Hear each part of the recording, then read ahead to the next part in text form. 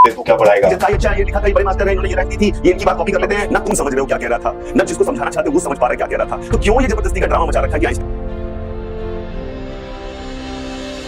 तो आज बात करते हैं एनएमएस सर की, कोटा के जेईई एडवांस फिजिक्स के लेजेंड टीचर।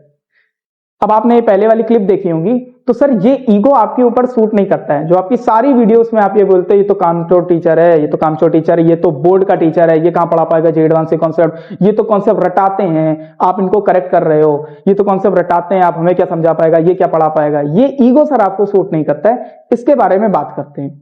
अच्छा, पहले आपसे एक ये रिक्वेस्ट है, आपने वीडियो देखी होगी, तुरंत कमेंट बॉक्स खोल लिया होगा, चूतिया क्या समझाएगा उनको। तो बस आपसे एक रिक्वेस्ट है, आप पूरी एंड तक वीडियो देखो, फिर अपना जजमेंट पास करना। अभी एनएमएस सर ने, रिस्पेक्टेड एनएमएस सर ने रिसेंटली एक वीडियो डाली थी करंट के स्केलर और वेक्टर फॉर्म के ऊपर। तो उसमें उन्होंने बोला 98% स्टूडेंट्स ने गलत पढ़ा। इसमें उन्होंने बताया टीचर ये वाला कॉन्सेप्ट रटा देते हैं, करंट स्केलर होता है कि वेक्टर होता है। तो आज जरा बात करते हैं उस वीडियो की। अब आप ये क्लिप देखो पहले। जरूरत के हिसाब से चीजों में हम उसको वेक्टर या स्केलर की तरह डिफाइन करते हैं। ये नहीं कि जिसमें दिशा होती है वो वेक्टर होता है, जिसकी दिशा की जरूरत होती है वो वेक्टर होता है। क्लिप देख लिया आपने? तो सर पहली बात तो करंट में या कोई भी फिजिक्स में कोई भी ऐसी चीज नहीं होती जो जरूरत के हिसाब से होती है कि हमारी जरूरत हुई तो फिजिक्स को ये मान लिया, जब जरूरत नहीं हुई तो फिजिक्स को ये मान लिया। कोई भी ऐसी चीज जरूरत के हिसाब से नहीं होती है फिजिक्स में। हर चीज का कोई मीनिंग होता है, कोई कॉज होता है, कोई भी चीज जरूरत के हिसाब से नहीं होती है। अब आप ये वाली क्लिप देखो।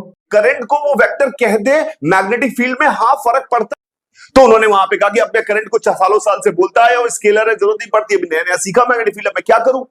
तो यहां पे उन्होंने कहा कि चलो करंट डेंसिटी जैसी वेक्टर बना। इसमें आपने बताया इस वाली क्लिप में कि करंट जो होता है पहले स्केलर क्वांटिटी थी, पर अब मैग्नेटिक फील्ड कैलकुलेट करने के लिए करंट को वेक्टर क्वांटिटी बना दिया।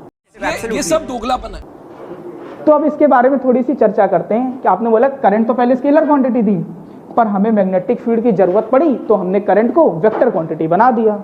ठीक है, मैग्नेटिक फील्ड कैलकुलेशन में सर जो करंट एलिमेंट होता है ना डीएल, उसको हम लोग वेक्टर लेते हैं, ना कि करंट को वेक्टर क्वांटिटी मानते हैं। मैग्नेटिक फील्ड कैलकुलेशन में जो डीएल एलिमेंट होता है उसको हम लोग वेक्टर लेते हैं, ये डीएल वेक्टर। ये जो करंट एलिमेंट होता है ये वेक्टर क्वांटिटी होती है, और इस डीएल में डायरेक्शन होती है, ना कि करंट होता है। इस डीएल एलिमेंट को डिनोट इसलिए किया जाता है डायरेक्शन के लिए, इसमें डायरेक्शन होती है ना कि करंट होता है। दूसरी आपने सिचुएशन बताई करंट डेंसिटी की।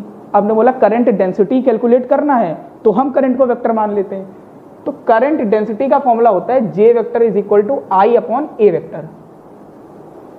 अब करंट डेंसिटी में भी करंट डेंसिटी वेक्टर क्वांटिटी है और एरिया वेक्टर क्वांटिटी है, ना कि करंट वेक्टर क्वांटिटी है। इसमें भी हम लोग करंट को वेक्टर नहीं लेते हैं। जो आपने बताया ना करंट डेंसिटी कैलकुलेट करने के लिए वेक्टर मान लेते हैं। पूरी फिजिक्स में, मैं बोल रहा हूं पूरी फिजिक्स में कोई भी आपको एक ऐसी सिचुएशन नहीं मिलेगी जहां पे करंट को वेक्टर माना जाता है। पूरी सिचुएशन में, पूरी फिजिक्स में एक भी ऐसी सिचुएशन आपको नहीं मिलेगी जहां पे करंट को वेक्टर माना जाता है। हो तो आप कमेंट करना। आप एसी में चले जाओ, आप करंट इलेक्ट्रिसिटी में चले जाओ, कहीं भी करंट को वेक्टर नहीं माना जाता पूरी फिजिक्स में। तो आपने इसमें क्या करा है, एक गलत कॉन्सेप्ट को एक्सप्लेन करने के लिए दूसरा गलत कॉन्सेप्ट एक्सप्लेन कर दिया अपना ईगो उसमें सेटिस्फाई करने के लिए। आपने वीडियो में बताया कि टीचर तो गलत बताते हैं, करंट स्केलर होता है या वेक्टर होता है। अब सर करंट स्केलर होता है या वेक्टर होता है वो तो उस चैप्टर के हिसाब से 12th के सिलेबस के अंदर से बताएंगे ना।